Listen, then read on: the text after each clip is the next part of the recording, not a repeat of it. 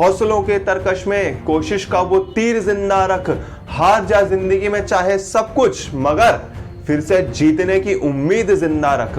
हे नमस्कार दोस्तों, मैं मेहुल अहिरवाल स्वागत करता हूं आप सभी का आज की इस वीडियो में। आज इस वीडियो में हम बात करने वाले हैं रमेश बाबू की, जो कि पेशे से एक नाई है, लेकिन ये कोई साधारण नाई नहीं, ये एक करोड़पति नाई है जिन्हें बिलियनर बार्बर भी कहा जाता है। इनके पास 400 से ज्यादा गाड़ियों का कलेक्शन है, जिनमें ऑडी, मर्सिडीज, बीएमडब्ल्यू और रोल्स रॉयस तक शुमार है।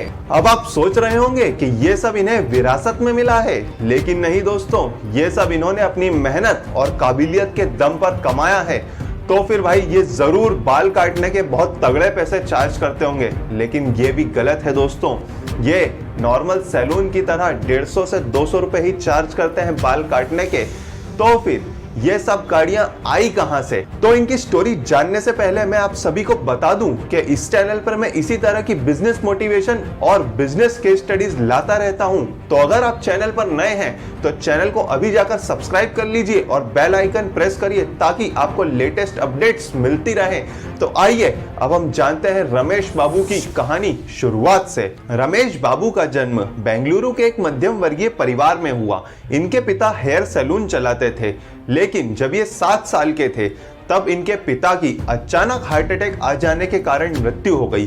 परिवार की कोई और इनकम सोर्स न होने के कारण इनकी मां को लोगों के घरों में काम करने जाना पड़ा। तब इन्होंने अपनी दुकान को अपने चाचा को ही 5 रुपए दिन में किराए पर दे दी, पर इससे भी इन्हें और इनके परिवार को एक वक्त का खाना ही नसीब हो पाता था। तब इन्होंने भी दूध और न्यूज़पेपर सप्लाई करने का काम शुरू कर दिया और अपनी पढ़ाई भी साथ साथ करते गए। फिर एक दिन अचानक इनके चाचा ने इनकी दुकान और किराया दोनों देने से इनकार कर दिया। तब इनकी मां बहुत चिंतित हुई। तब इनकी उम्र 18 साल थी और इन्होंने अपनी मां से कहा कि अब दुकान मैं चलाऊंगा। इनकी मां के बार बार मना करने के बावजूद भी इन्होंने चाचा से अपनी दुकान जैसे तैसे करके वापस ले ली और उसमें काम शुरू कर दिया। और इनका सैलून काफी अच्छा चलने लगा, इतना कि कभी कभी तो ये सुबह 6 बजे जाते थे और रात को 12-12, 1-1 बजे तक काम में लगे रहते। फिर 1993 में जब इनके चाचा ने एक छोटी सी कार खरीदी, तब इन्होंने भी उनकी होड़ करते हुए एक ओमनी वैन लोन पर ले ली। पर इनकी एक गलती इन्हें थोड़ी महंगी पड़ी। 2-3 महीने हो जाने के बावजूद भी ये उसकी EMI पे नहीं कर पा रहे थे और बहुत ज्यादा चिंतित हो गए। तब नंदिनी आंटी, जिनके यहाँ इनकी माँ काम किया करती थी, उन्होंने इन्हें एक एडवाइस दी कि तुम अपनी वैन को रेंट पर देना क्यों नहीं शुरू कर देते। और इस एक एडवाइस ने इनकी जिंदगी बदल कर रख दी और इन्होंने अपनी ओमनी वैन रेंट पर देना शुरू कर दी। स्टार्टिंग में तो कोई ड्राइवर नहीं था, तो ये खुद ही ड्राइव कर लेकर जाते थे, लेकिन थोड़े समय बाद इन्होंने ड्राइवर भी रख लिया और ऐसे ही करते करते एक एक कार खरीदते गए। 2004 तक इनके पास 7 कार हो चुकी थी और इस समय तक तो ये अपने कार रेंटल बिजनेस पर कोई खास ध्यान दे नहीं रहे थे, लेकिन अब ये समझ गए थे कि इस बिजनेस को बढ़ाना होगा और ये लग गए मार्केट रिसर्च करने में। इन्होंने देखा कि मार्केट में न्यू लग्जरी कार्स की डिमांड तो बहुत है, लेकिन कोई भी कंपनी इस डिमांड को पूरा नहीं कर पा रही है। तब इन्होंने डिसाइड किया कि मैं एक ब्रांड न्यू मर्सिडीज खरीदूंगा जिसकी कीमत 40 लाख थी। सबके लाख मना करने के बावजूद भी ये नहीं माने और इन्होंने मर्सिडीज लोन पर खरीद ली और उसे रेंट पर देना शुरू कर दिया। इनका ये डिसीजन बिल्कुल सही साबित हुआ और इसी तरह ये एक के बाद एक कार खरीदते गए और इनका कार रेंटल बिजनेस चल पड़ा। फिर 2011 में इन्होंने सोचा कि यार मुझे कुछ सबसे अलग करना है, कुछ सबसे बड़ा, कुछ ऐसा जो मुझसे भी बड़ा हो।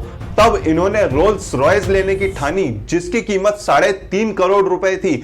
तब लोगों ने कहा कि अब तो ये पागल हो गया है, 3.5 करोड़ की कार कौन लेगा रेंट पर।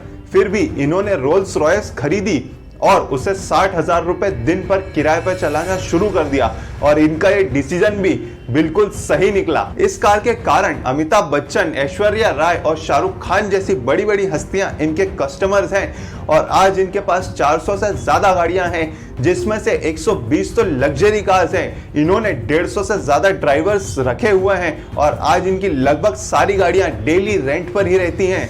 इन्होंने अपने हार्डवर्क से ये सब अचीव किया और वो कहते हैं ना कि अगर मेहनत आदत बन जाए तो कामयाबी मुकद्दर बन जाती है। इतना बड़ा बिजनेस होने के बावजूद भी इन्होंने सीखना बंद नहीं किया। ये लेडीज हेयर कट सीखने के लिए सिंगापुर गए और आज भी आपको ये अपने सैलून पर बाल काटते हुए मिल जाएंगे। रमेश बाबू ने अपने जीवन में मेहनत और सच्ची लगन से जो मुकाम हासिल किया है वो वाकई काबिले तारीफ है। इंसान चाहे तो अपने जीवन में क्या कुछ अचीव नहीं कर सकता, बस उसे अपनी छोटी सोच के पिंजरे से बाहर निकलना होगा। और यहाँ एक लाइन याद आती है कि यूं जमीन पर बैठकर क्यों आसमान देखता है, पंखों को खोल जमाना सिर्फ उड़ान देखता है। तो इसी के साथ इस वीडियो को यहीं समाप्त करते हैं। उम्मीद है आपने रमेश बाबू के जीवन से बहुत कुछ सीखा होगा और अगर आपको ये वीडियो इंस्पायरिंग लगी हो तो अभी जाके चैनल को सब्सक्राइब कीजिए और इस वीडियो को भी लाइक कीजिए और शेयर कीजिए। मिलते हैं अगली वीडियो में, तब तक के लिए गुड बाय।